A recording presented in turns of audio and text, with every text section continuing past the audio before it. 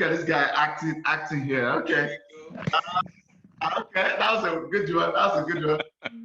Hey guys, welcome to another Footie Fantasy podcast. You see, coming out of Dags, trying to trick us with his Barcelona gear, switch it to his Liverpool, with his big club energy. Oh yeah, man. Dags, thanks for coming on. Yep, no problem.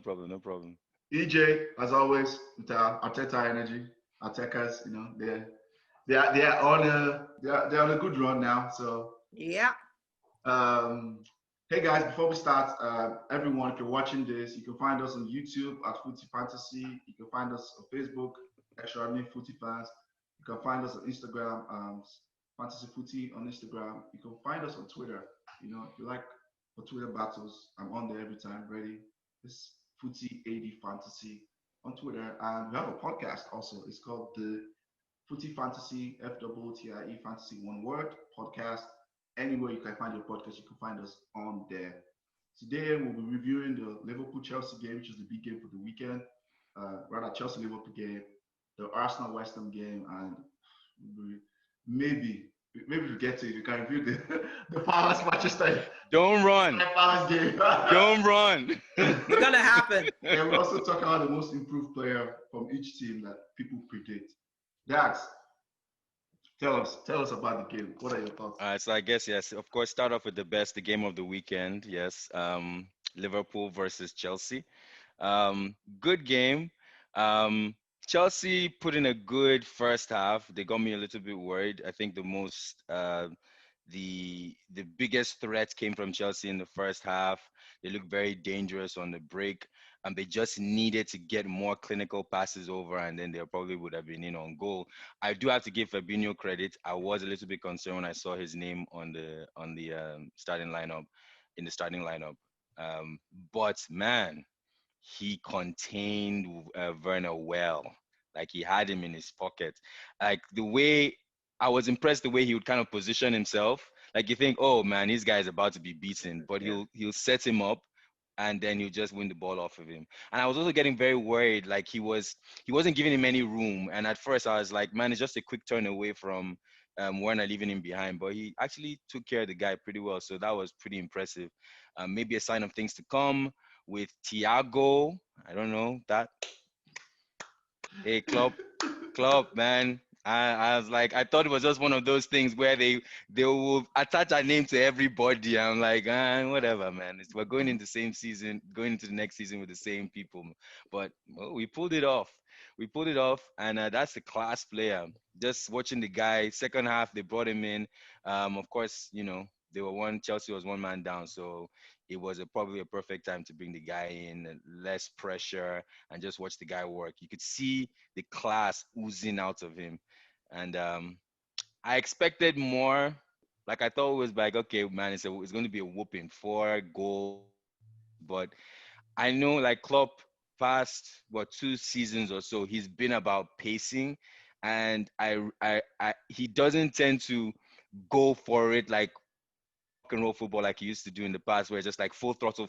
He's more about controlling the game and pacing, and I guess he's looking at the length of the season, right? So it made sense. So we won. That's all that matters, and I'm impressed.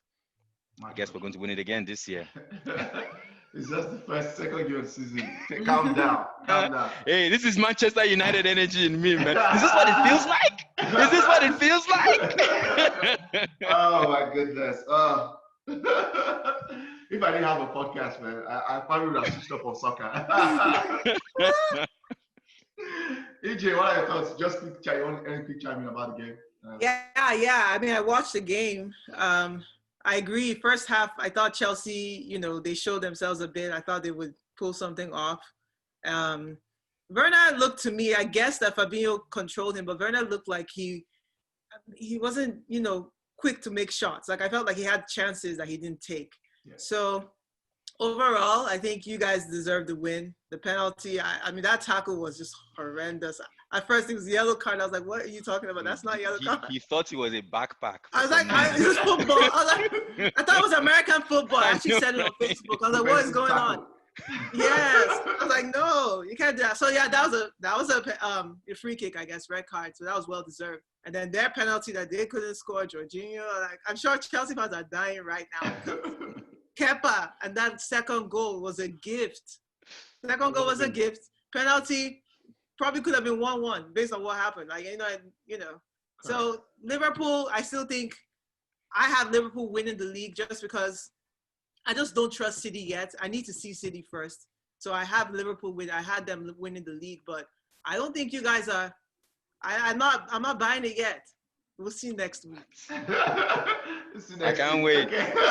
I can't wait. EeJay has dropped the gauntlet. So next week, okay. For me, quick thoughts about it is that Thiago. So Liverpool have two players who I always wanted. One is Fabinho. I remember not to talk about Manchester United too much, but when we got Matic instead of Fabinho, I was shattered because I knew what Fabinho was. The fact that you could play him on right back, he is a very good DM, he's a world-class DM, and he can also play center back when there are problems. Having players like that, so critical. It's so critical in a long-term title race. It's so critical. Thiago, I mean, there's nothing else to say about Thiago. We saw what in the Champions League.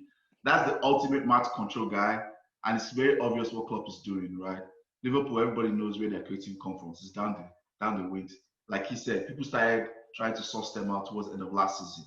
And Klopp he knows this. He knows people are going to prepare. He has given them a new dimension now. Now they can go down the middle. You know, if you try to overload your flags, they come down the middle. So yeah, this, in my opinion, I might have to change my title prediction at the end of the transfer window. I put them at second, but now until I see City, like you say, one, and City doesn't get a center back, a world-class center back, it has to be Liverpool because they've strengthened what they had. City have lost David Silva, so how do they cope with that? Yeah, so that's why where is injured too? It's in November, yeah. So yeah, it has to be City in my opinion right now. Sorry, it has to be Liverpool right now. Or to City do something, a statement signing, it has to be Liverpool for sure right now. That's all I see. Sadly enough. Thank you very much. Sadly enough. Say that again. I didn't hear. Could you say? EeJay, Arsenal, West Ham. That's what I'm saying now. Arsenal, West Ham. Tell me about Arsenal. Arsenal, West Ham. That's a challenge. It was a challenge. We're a title on the outskirts of challenging. Outskirts. We are challenging for the people that are challenging. Challengers. That's what I would say. I still think we're a long way off. And I mean, yesterday's game was kind of clear in that we have so much work to do. We're not the perfect team yet, and we're so far off. First half was good. First half to me, anyway, Arsenal's performance was fine. And it didn't look that way to the casual observer, but it was good. Like, we contained West Ham. And I know it sounds... I don't like it this season. My agendas cannot work. I cannot do like I said, come outside anymore. Every game is scoring now. Good. Like I said, come outside. And I'll be honest with you, me and Laka, I'm not a huge Laka fan. I think he scored a good goal yesterday. He scored a good goal the first game, but I don't trust him yet. I still think he has opportunity to like improve. Like he has so much room for improvement that, you know, I feel like he's not consistent. But that's a different story. And I think it will come out in the next few games because he's still not showing me that consistency. West Ham, they tried to show themselves, I would say, similar to how Chelsea tried to show themselves against Liverpool. They should know that we are their senior brothers in London, and we should have one. We're at home. It doesn't happen. Okay. No, I mean Chelsea to Liverpool, West Ham to Arsenal. I would say that's what I mean. So yeah, I remember they didn't play well their first game. I think they lost their first match. So they don't want to go down 0-2. Second half of our game, they really showed out. They scored towards the end of the first half, and then came out the second half all guns blazing. I felt like they came out at us. And you guys know how Arsenal's defense last season would have collapsed under that kind of pressure. I would say we almost did collapse with Leno. He had a couple of close calls. There's one time he dropped the ball right in front of the West Ham player, and they almost scored again. More clinical finishers will probably put us at 2-1 deficit by probably around 60 minutes. So overall, I mean, we got our goal. Second goal, my boy Eddie Nketiah, the poacher. I call him a little weasel. He's very small. You don't even notice him, and next thing, boom, he's scoring a goal. So that's kind of what. And every Arsenal fan, there are not a lot of us that are big fans of him. I'm a really big fan of him. But we're going to. I don't know. Oh, you don't know why I'm a fan of him? Yeah, I know. I don't see anything with that guy. I saw him 3 years ago. I was like, this kid will always score goals. So I like goal scorers. He's just. I don't think he does anything else other than score goals. So, yeah. I think if we have so much work to do, but you can see that Arteta has already done so much with what we have. And you remember, we're playing with a lot of new people. Like Gabriel is new. Willian is new to us anyway. So a couple new tweaks of like systems. Even yesterday when we started, Tierney was supposed to start. We put Kolasinac in. I'm pretty sure Kolasinac, there was no plan to even include him in the game yesterday. So it was a tricky game for us, especially because, like I said, new players, team changes at the start of the game. But we put it up. That's all that matters. And that's what we want to see. We want to see us like winning these games that become a little bit tricky for us. Okay, good talk. I think Gabriel is a good signing. That's one. Yeah. He looks like so far he's look comfortable. Who knows? He might get infected by the other people. And all of a sudden he starts defending crazy, but he looks good for sure. No, but I mean, you have to give Arteta credit though. I think like that's actually why I actually have Arsenal may break into top 3. They may come 3rd or 4th because of the fact that a lot of teams don't respect them. I mean, obviously, if you've seen where they've been, so people are going to come out and play. And Arteta has done a good job of actually giving them an identity and giving them structure, right? And they're going to blitz a lot of people because of that. So yeah, like to a point earlier, right? Like normally you'd see Arsenal crumble in those type of situations. Things were a little bit shaky, but then they still managed to stand the test and they came out on top and they got a scrappy win, which you probably wouldn't have seen that happen last season, a couple of seasons ago. So yeah. I agree. And for West Ham, I mean, that's my early shout for managerial sacking. I think David Moyes will be the first to go. That's my early shout. I think David Moyes is going to be the first to go, in my opinion.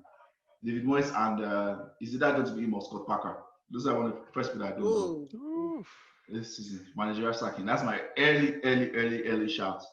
Okay, did Scott Parker bring Fulham from the championship? Yeah, he brought them through. Okay. Yeah, he did. That's my early shout. We go to Manchester United. My beloved Manchester United. Ooh, okay, I'll be quick with this summary. I think that was a terrible performance for sure. I mean, people attribute it to fitness. Okay, that's fine. That's possible. Whatever it is, same team that played last season, pretty much, apart from Wan-Bissaka not playing and Daniel James returning back to the starting lineup. I think that was terrible. That was a terrible performance. The fact that we got schooled, and I'm going to steal someone's line I found somewhere online. We got schooled by a manager who should be in self-isolation. A vulnerable manager right now. Schooled Manchester United. Oh my God. The oldest manager in the league. The most vulnerable manager when it comes to, I don't want to joke about COVID is a serious thing, guys. I take it very serious. But just to let everybody know, I saw that's how little of a threat he thought you guys were. So that should be, I got schooled by him. I mean, second time in a row, we lost to Crystal Palace at home. I think second or third game last season. Yeah. They beat us again. I mean, that was a shambolic performance. No excuses. None of that Crystal Palace team gets into Manchester United. I know we need signings, but we need signings to challenge. Possibly challenge. That was always the narrative. You never needed size to beat Crystal Palace. So I'm not one of those people making excuses. Still very early days. Still need more data from the team. I'm going to keep a lot of thoughts to myself. Still need more data, but I'm not convinced for sure about the coach and about the current setup. I'm not convinced, but still early days. After 5 to 10 games, I'll take my stand when it comes to the manager. But I'm not convinced. I'm not convinced at all because I've seen too many of these performances too many times. Before when the team didn't have enough players early of last season, towards the end of last season, a lot of those performances we were very lucky. Last 5-6 games, I think, apart from 1 or 2, Sorry how we got found out in Europa easily. So yeah, I am not convinced for sure. We lost 3 semi-finals under this manager, and none of the semi-finals did we even look like we're going to go to. Maybe Sevilla for a little bit, but nah, I'm not convinced at all. So You were almost there. You made it. You were close. you were close. Semi-finals. We put pressure, apply pressure, FC. Spurs, we've got to Spurs. I will apply pressure. Shout out to my boy Onoche. Apply pressure, FC. But no, that's not who we are. But yeah, so we'll see. We'll see where it goes. Crystal Palace look good. It looks like Zaha might. I'm surprised Zaha is still there. I do not know. This is called living in bondage, part 3. For real. For real. This is living in bondage. My goodness. This guy has consistently every season. Zaha is going and he stays there. Yeah, so that's my thoughts on Manchester United. Early days, I don't know. I don't think this is going to be a good season anyway. And when Clash Time window closes, I'm definitely going to revise, depending on who we get, I'm definitely going to revise my predictions for top 4. For sure. A lot of things are changing. Do you think you're getting Sancho? No. I've already told a lot of people I don't think it's happening this season. Okay. I say this guy for a lot of reasons. Yes, they say Michel Zorc, I said it before about Dembele. Yeah, that's true. But guess what happened?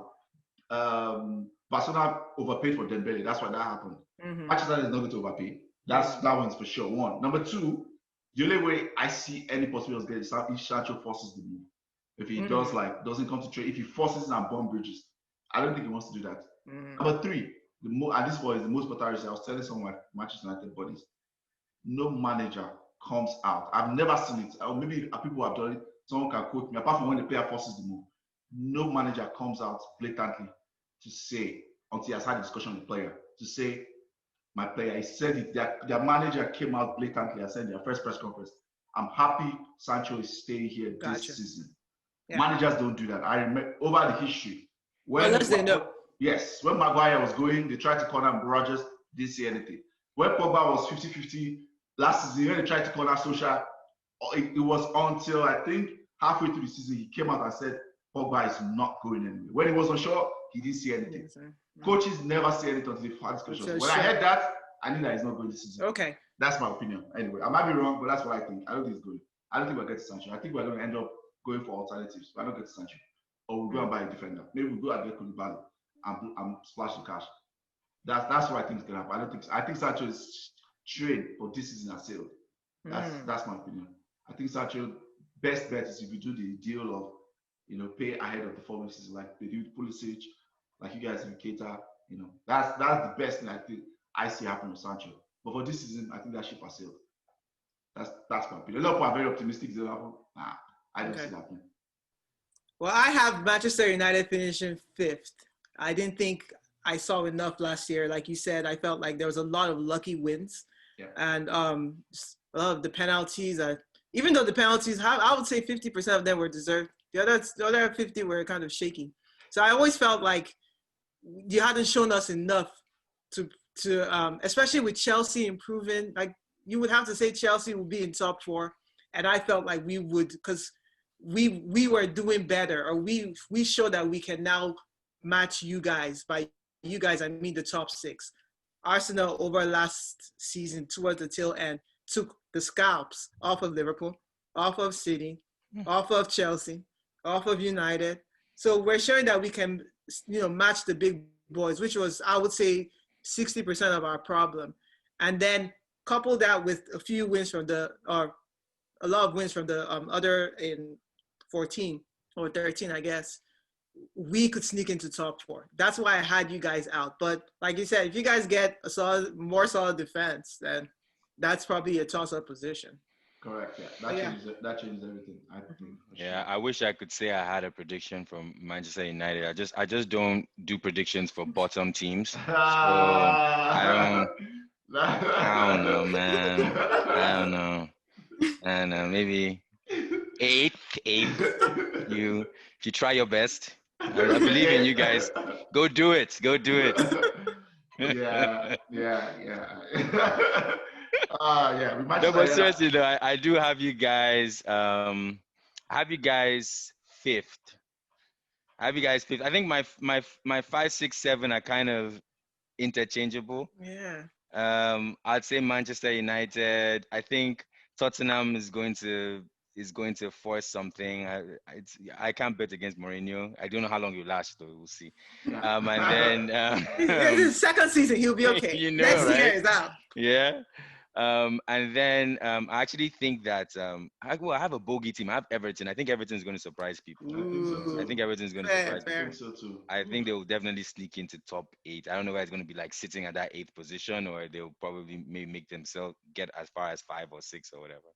Yeah. And then Leicester City. I mean, Brendan Rodgers is a good coach. Come on, I think he'll find a way to keep Leicester playing at the top level. So And I think he's a good coach. He's not a great coach, but he's a good coach. yeah, He just Good enough. always fumbles the bag towards the end of the season. yeah, He just has that thing. Sometimes I think it's luck, but sometimes he just fumbles the bag. yeah. I think. So yeah. So staying with Dax, who do you think will be a most improved player for this season? Most improved, I would say Naby Keita, and I'll say that Baby because Keita, you mean Baby Keita? Baby, ah, that's it's Baby Keita. That's his name. hey, Baby okay. Keita. We're still waiting for him to grow up. Don't worry. Hopefully, you'll be growing up right in front of your eyes when we play. Okay, that's what I'm waiting for.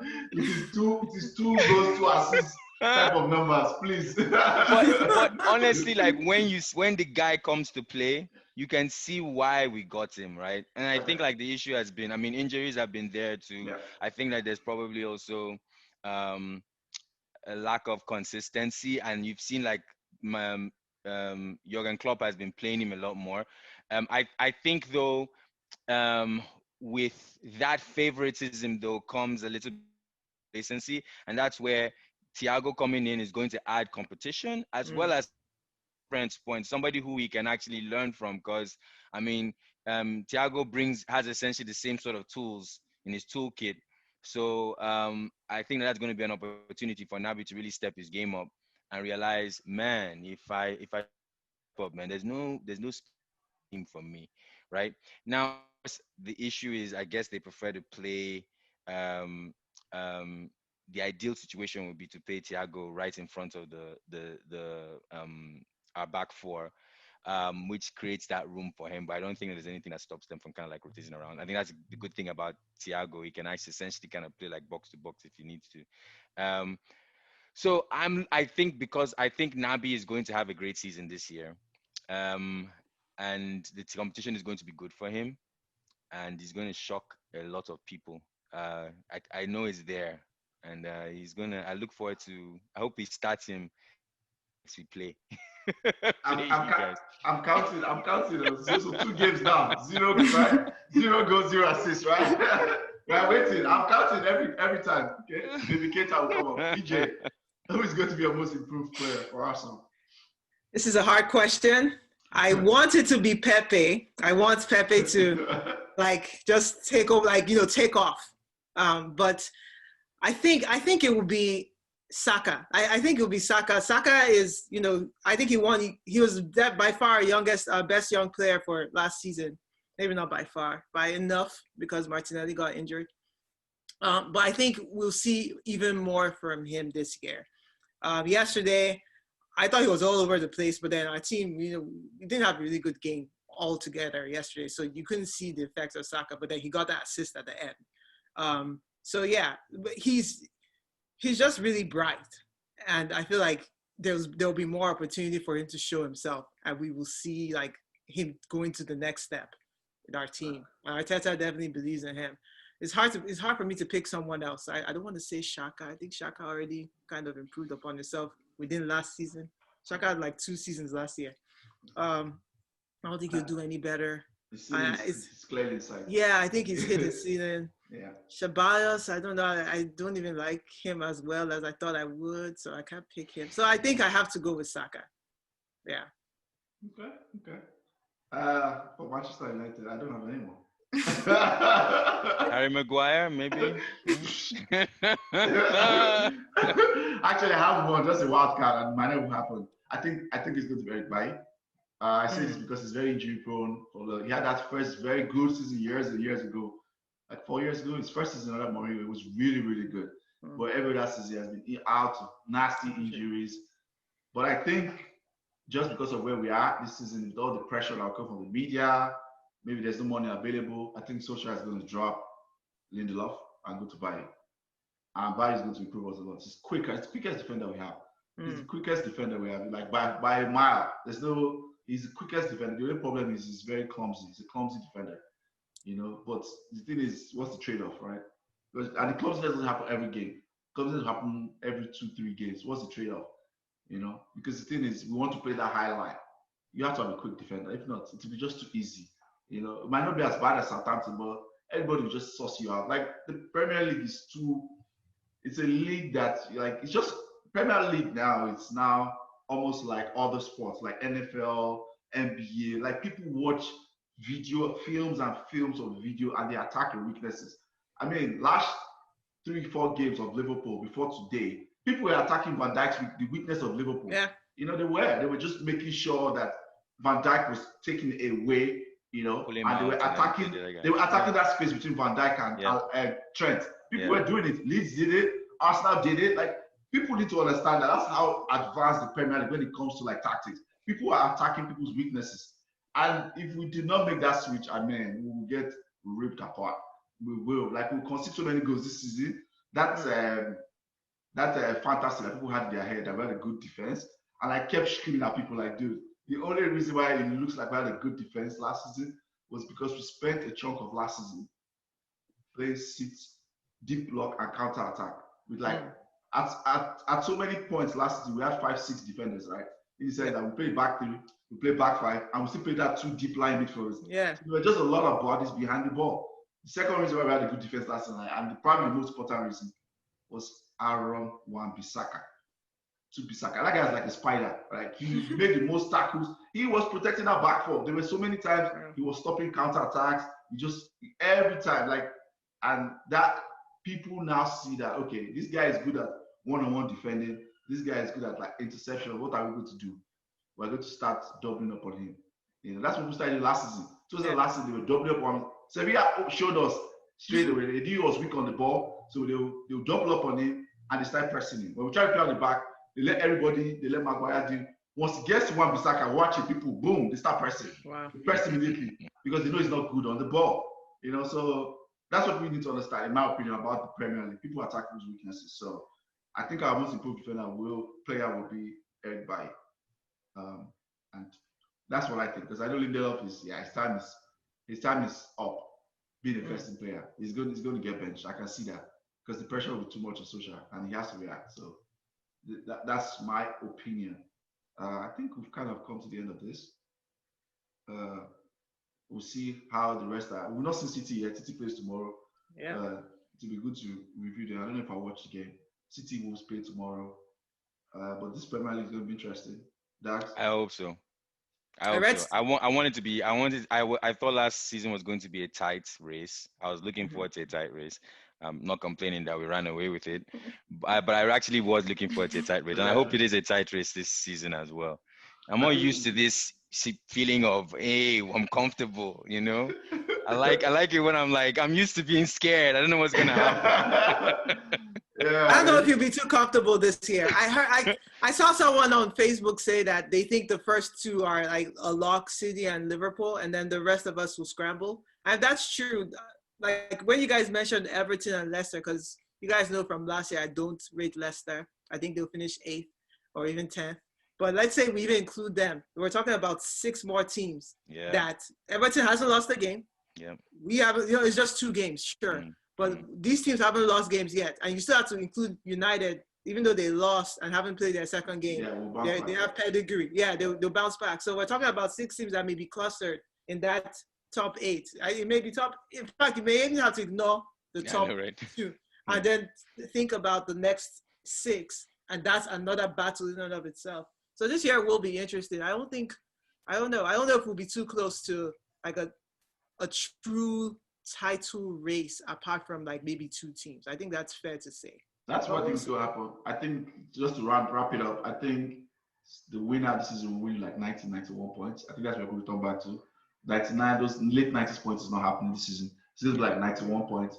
Second will probably be 85. Yeah. And I think it's going to be City Liverpool. I don't know what's depending on how this window goes. I think it's going to be either or. That's what I think happens. And the remaining top four predictions will change. It will be very fluid, depending on transfer window, I think.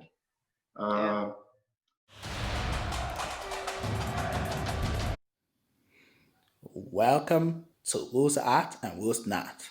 This is your Fantasy Premier League segment of the Fantasy Footie podcast. So, who's at? In FPL, which is just 2 game weeks in, well, DCL of Everton.